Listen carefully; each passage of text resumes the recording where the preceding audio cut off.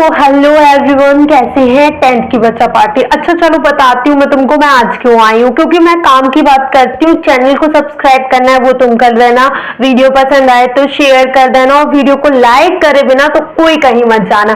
चलिए तो स्टार्ट करती हूँ। देखो स्पेशली मैं आज आई हूँ आप सभी 10th के जितने भी बच्चे हैं उन सभी के लिए।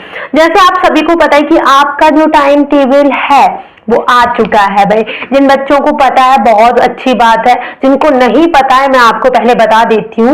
और मैं आपको ये भी बता देती हूँ कि अब आपके पास आज से 2 महीने हैं, 2 महीने हैं जिससे आप 0 से 100% तक जा सकते हैं। बिल्कुल भी नहीं पढ़ाई करिए, कोई गलना कोई बात नहीं, आप हमारे साथ स्टडी करें, आप बिल्कुल कर लेंगे। ठीक है, आज से आप ये समझ लीजिए कि इन 2 महीनों में मतलब आप कह सकते हैं कि आपके पास ओनली 60 डेज है जिसमें आप स्टडी कर सकते हैं। बोर्ड एग्जाम की बात कर रही हूँ तो फर्स्ट आपका पेपर है भैया, फर्स्ट पेपर है आपका हिंदी का जो कि है 27 फरवरी।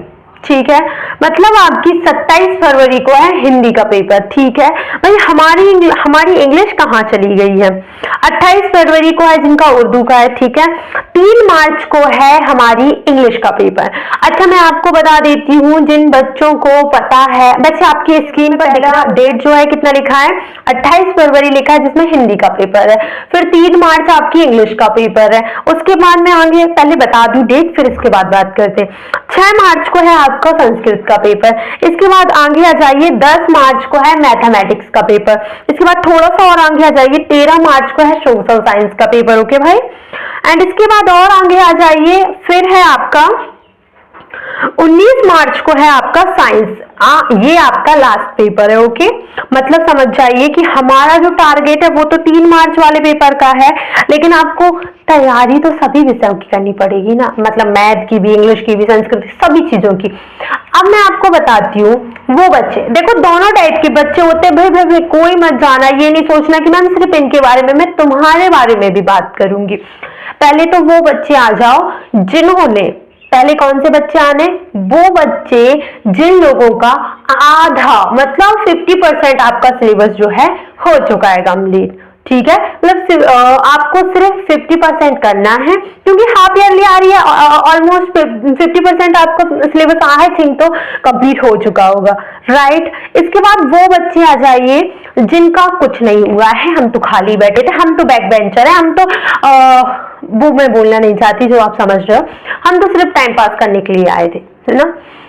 पहले तो वो बच्चे जिनका 50% हो चुका है, बधाई हो, बहुत अच्छा कर रहे हो आप। आगे भी ऐसे इससे दुगनी स्पीड से जाओगे तो 2 महीने में सिलेबस भी कंप्लीट हो जाएगा और पूरा स्ट्रैटेजी में तुम्हें एक अलग वीडियो बना के दूंगी स्ट्रैटेजी का कि कैसे तुमको पढ़ना है, किस टाइप से तुम पढ़ोगे, कितना पढ़ना है और फिर कैसे तुम अच्छे मार्क्स ला सकते हो। ठीक है, और वो बच्चे जिनने कुछ नहीं किया उनके लिए भी मैं पासिंग मार्क्स, और मेरे हिसाब से मतलब बिल्कुल जो, मतलब ऐसा समझ लो तुम सोते सोते निकलना चाहते हो ना 10 से, वो बच्चे तो उनके लिए भी है कि आप पासिंग मार्क्स तो ला सकते हो भाई।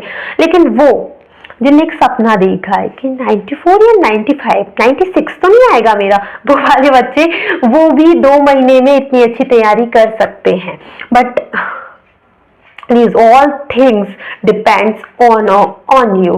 भाई ये इसलिए बोल रही हूँ क्योंकि ये आप पर इसलिए डिपेंड करती है, क्योंकि अगर आपने माइंड सेट नहीं करा है तो आपका फिर मेरा तो कोई मतलब ही नहीं है ना।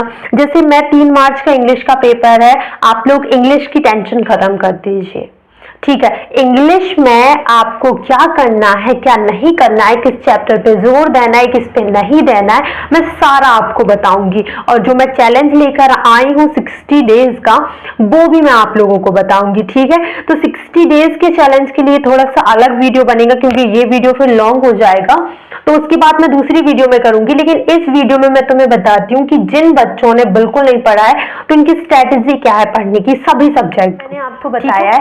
सबसे पहले जो 0 से स्टार्ट कर रहे हैं उनकी बात करते हैं, जिनका बिल्कुल सिलेबस कंप्लीट नहीं हुआ है। आप लोगों को क्या करना है, सबसे पहले क्या करना है, आपको मतलब पूरे चैप्टर्स लिखिए, सभी का सिलेबस लिख लीजिए। ओके, पहले आप जो डिफिकल्ट सब्जेक्ट लगते हैं उनको पकड़ लीजिए।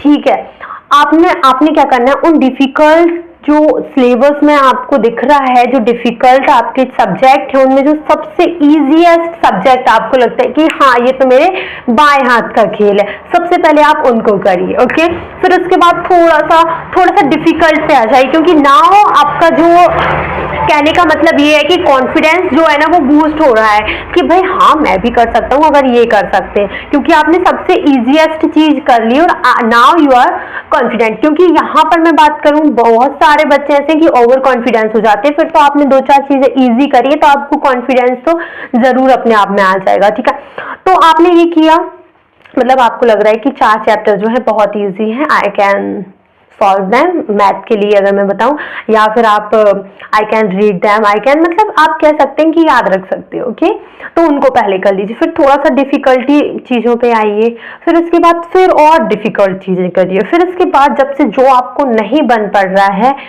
इंग्लिश में हमसे पढ़ लीजिए, और सब्जेक्ट में आपको जो भी टीचर फेवरेट लगते हैं उनसे पढ़ लीजिए। ठीक है, बट कर लेना, जो डिफिकल्ट है उसको लास्ट में करना, पहले इजी से स्टार्ट करना। अगर इस स्ट्रैटेजी से चलोगे ना तो ये स्ट्रैटेजी तुमको डेफिनेटली 95 स्कोर करने में, मतलब कोई नहीं रोक सकता तुमको।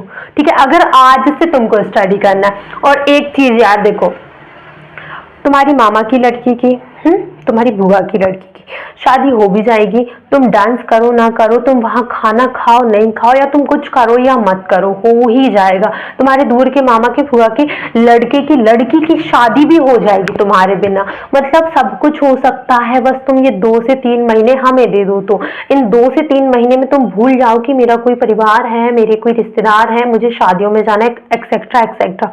लड़की हो या लड़की हो, बस अपने माँ बाप से बोलो, मम्मा मुझे 2 या 3 मंथ दे दो जिसमें मैं कोई काम नहीं करूंगी, ना मैं रोटी बनाऊंगी, ना मैं झाड़ू लगाऊंगी, ना मैं कुछ भी करूंगी, मैं सिर्फ पढ़ूंगी।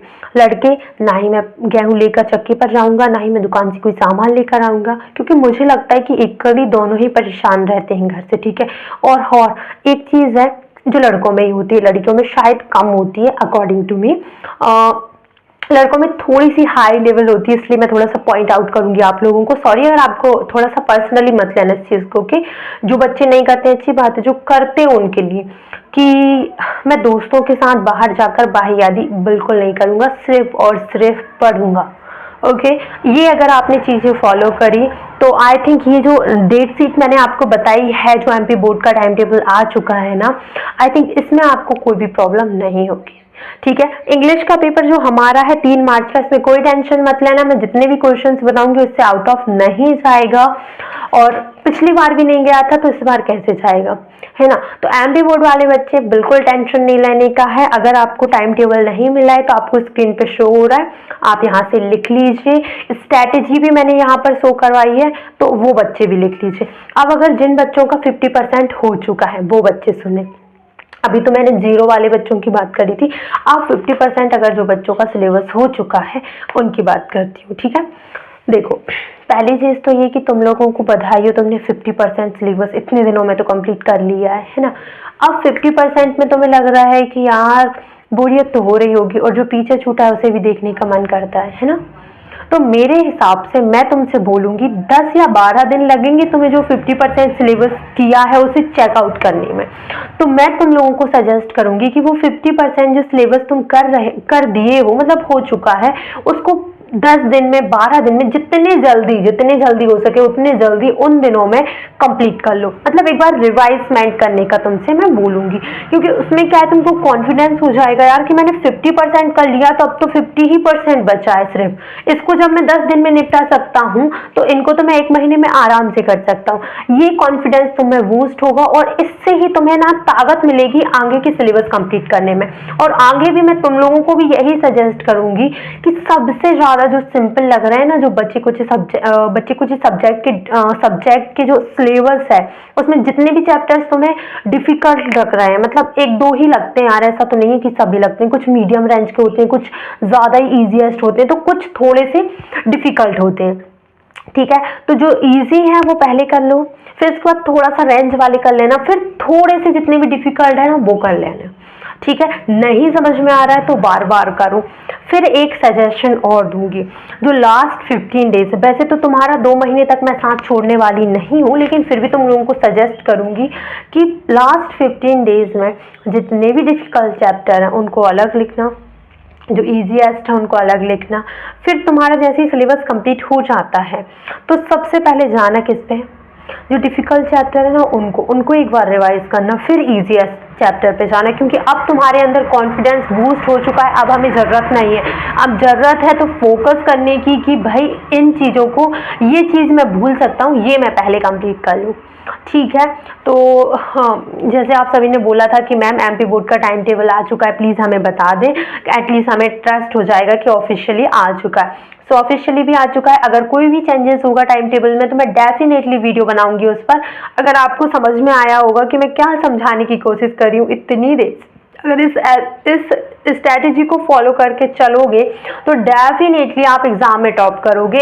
एंड सबको मेरी तरफ से ऑल द बेस्ट अभी से कह रही हूँ, क्योंकि साथ तो तुम्हारा उस दिन तक नहीं छोड़ूंगी, 3 मार्च तक। ठीक है, तो सभी को थैंक यू सो मच ये वीडियो इतनी देर देखने के लिए। सबसे रिक्वेस्ट है कि एंड तक ही वीडियो देखें, क्योंकि फ़ायदा आपका एंड तक में ही है।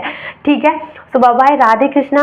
और अगर हाफ ईयरली का टाइम टेबल चाहिए तो प्लीज़ मुझे बता देना। Bye bye, take care.